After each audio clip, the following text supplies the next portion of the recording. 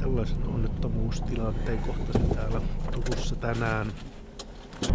Olin ajamassa Isohekkilästä päin kohti Turun keskustaa ja siellä sun tässä kohtaa sitten tuolla tapahtui törmäysauton ja polkupyörän välillä. Ja E8.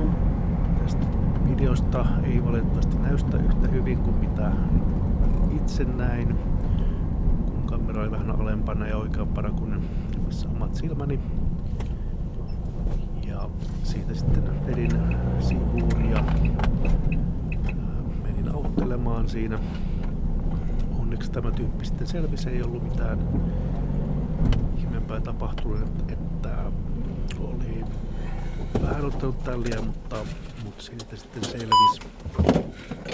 Siellä sitten soiteltiin ambulanssia ja poliiseja paikalle ja itse otin kyllä autosta poistuessa ensiapulaukun kuljettajan merkin vierestä, joka on ollut siellä juuri tällaisia tilanteita varten, mutta onneksi sitä